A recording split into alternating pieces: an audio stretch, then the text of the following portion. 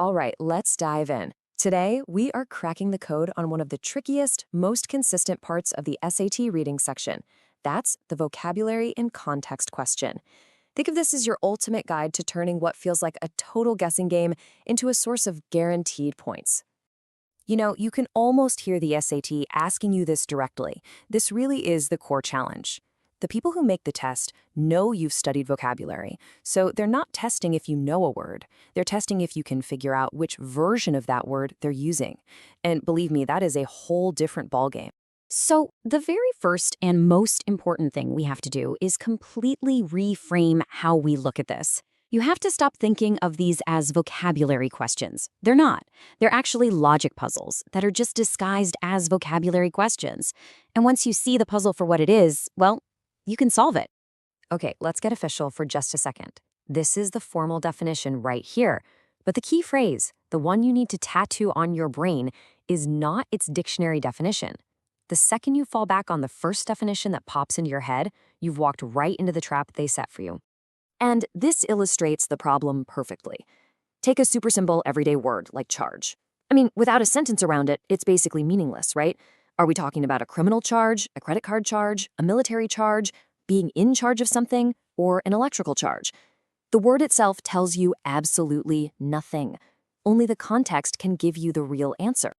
All right, if you only remember one single thing from this entire explainer, please make it what's coming up next. This is it. This is the master key that unlocks every single one of these questions, every single time. No exceptions. That's it.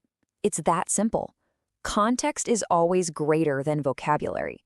The clues you find in the sentences around the word are so much more important than whatever you already know about that word. Just let that sink in for a second. The passage is your guide, not the dictionary you've memorized. And I just love how our source material puts this. It's blunt, but it's 100% true. If you just go with your gut on what a word usually means, the SAT will absolutely cook you. They have specifically designed this test to punish that exact habit. So look, knowing the rule is great, but how do we actually apply it? Let's build this out into a simple, repeatable playbook that you can use on every single one of these questions to nail it every time. Here it is, just 3 steps. First, get the full context. Don't just read the sentence with the word in it. You got to read the one before and the one after too. The clues are always in the neighborhood. Second, replace the word. And don't try to plug in those fancy answer choices yet. Put in your own simple word first. Does the sentence need something that means stop, or limit, or maybe explain? Figure out the job the word is doing. And third, eliminate the junk. The SAT loves to throw in answer choices that just sound way too dramatic or weird for a normal, kind of boring academic passage.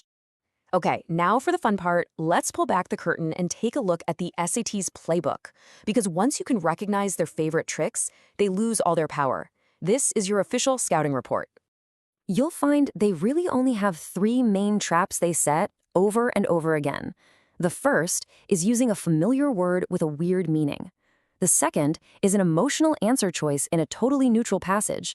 And the third, this is the sneakiest one, is a definition that's technically correct, but just wrong for this specific sentence. Let's break them down. So this slide shows their #1 favorite trick. They'll take a word you see every single day, like check, and use it in a way you don't see as often. So in a sentence like, the dam was built to check the flow of the river, the word check has nothing to do with verifying something. It means to stop it or to restrain it. They are counting on you to think verify first. And here's another classic example, the word qualified. You hear qualified, you immediately think certified or skilled. But in an academic passage, if a scientist gives qualified approval to a new theory, it means their approval is actually limited, that they have some reservations. It's almost the opposite of a full-throated endorsement. See how they do that? It's tricky. The second trap is all about matching the tone. Look, most SAT passages are pretty academic and neutral. They're analytical, maybe even a little dry. So if you see these answer choices with really strong emotions, words like ecstatic or deplorable or vehemently, you should be very, very suspicious. The tone of the answer has to match the tone of the passage. And here we have it, the most dangerous trap of all. This is where the SAT will give you an answer choice that is 100% totally correct dictionary definition of the word. They're tempting you. They are hoping you'll see it, say, Oh, yeah, I know that's a real meaning. And then you pick it without double checking if it actually fits the logic of the sentence you just read. So, you might be asking, is there a shortcut to cut through all this noise? And yes, there is. There's a really powerful question you can ask yourself every single time. Don't just ask, what does this word mean? Instead, you need to ask, what role is this word playing? What is its job in this sentence? And that job is usually one of these things. Is the word being used to explain an idea? To criticize a viewpoint? Is it limiting a statement, like that word qualified we just saw? Or maybe it's supporting a claim or contrasting two different things. When you start to think in terms of the word's function, you're thinking like the author. And that's when you'll spot the answer choice that matches that specific job. Okay, let's bring this all home. The reason we're going so deep on this strategy is because these questions, they shouldn't be feared. They should be seen as a huge opportunity. Seriously. Top scorers know this game, and they never, ever miss these questions. Just think about it for a second. You can basically count on seeing one of these in every single reading passage. That's a consistent, reliable chance to add points to your score. Again and again and again. You just have to be ready for it. And these points are yours for the taking. Why? Well, because you don't need to have studied some crazy, obscure vocabulary list. The answer is literally printed right there on the page, just hidden in the context. And as we've just seen, the traps they use are incredibly predictable. You now know their entire playbook. So, here's the bottom line, the most crucial takeaway. Success on these questions has nothing to do with having a giant vocabulary or trying to sound smart. It has everything to do with slowing down, reading carefully, and just thinking clearly and logically about the evidence that's right there in front of you. So, this is your final checklist for test day. When you see one of these questions, remember these 4 commands. Number 1, ignore the dictionary in your head. 2, trust the sentence on the page. 3, match the tone and the logic. And 4, eliminate the fancy-sounding nonsense that just doesn't fit. And there you have it, the complete strategy.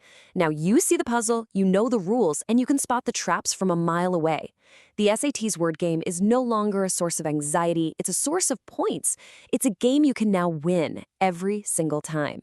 So the only question left is, what other SAT tricks are you ready to beat?